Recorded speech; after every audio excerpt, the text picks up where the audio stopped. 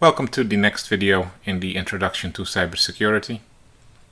In this video, we will attack how an attack against an infrastructure evolves over time. In the previous video, we talked about some of the basic concepts of cybersecurity: confidentiality, integrity, availability, and we talked about the three roles of builders, breakers, and defenders. Today we'll take a closer look at what these breakers do. We already explored who they were. We said, when you're looking at a cyber attack, you can expect them to come from either a criminal, from a hacktivist, a nation state, or from a script kiddie. Each of those four groups has different motivations and hopefully different skill sets. And that means that we can tailor our defenses to them. But how do they work?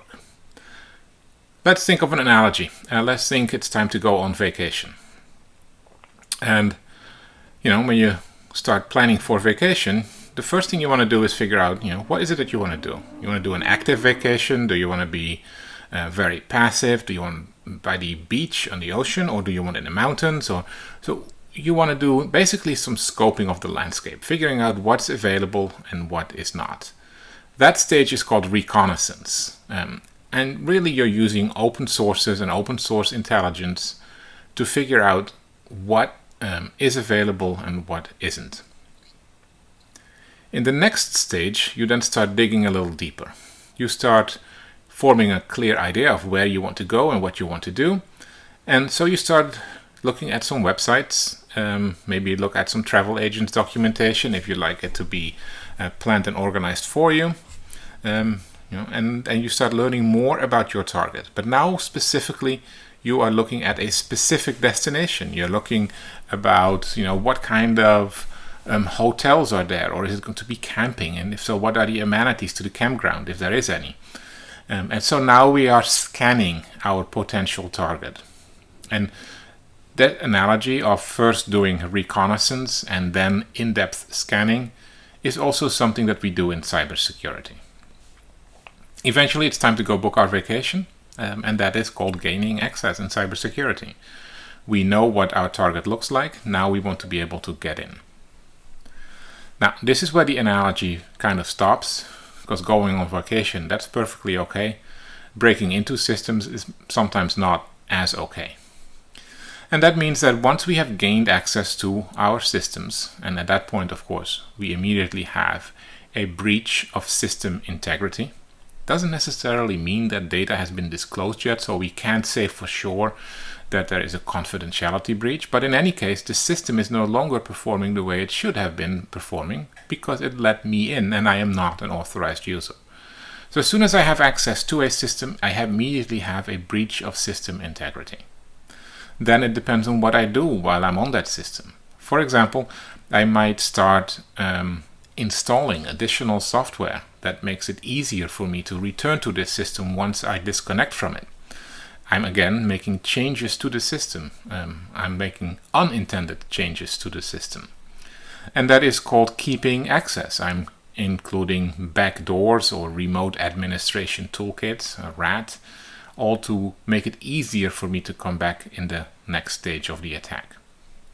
I also want to hide my tracks for a number of reasons. One, the most important reason in many cases, I've just worked so hard on gaining access to this system, I don't want to lose that access. And if someone finds out that I am there, there's a good chance that they're going to put in some fairly significant effort to get me off that system again. Secondly, it's probably not necessarily entirely in line with acceptable use policies or laws and regulations that I gained access to a system to which I should not have had access in the first place. So I would like to stay out of jail. And for that, I also need to remove the tracks that I left behind. Once I've done that, I've established persistence, which means I can come back whenever I want. And I have removed my tracks. The last part then is to actually use the system for my intended purpose. Sometimes we call that actions on objective. Now, what that use is could be very different.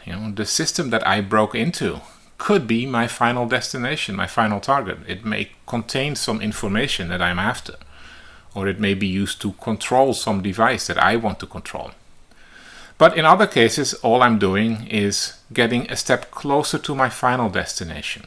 And in that case, I'm going to use this system that I just broke into to pivot my attack to another system. Each step of the way getting a little closer to where my final destination is going to be. A point to make here is that a typical attack is linear, which means it has a beginning and it has an end. Once we start our attack, it depends on how well we are familiar with our target. We might already know everything about it before we begin the attack. In that case, we might skip reconnaissance and we go straight into scanning. And maybe that's not even the issue. Maybe scanning is something that we're doing, and we might start by gaining access immediately. But it's still a linear process. It has a beginning and it has an end. It also means that if I'm successful, I'm done, which means that the objective is fairly simple: gain access, use the system, get out. On the other hand, the defenders, which we'll talk about in the next video, have a harder job. They don't know when you're coming as an attacker. It's not something you do by appointment, which means that they have to always be ready for you. 24 hours a day, 7 days a week, even if that day happens to be Thanksgiving, the 4th of July, Memorial Day, Labor Day, Christmas, Hanukkah.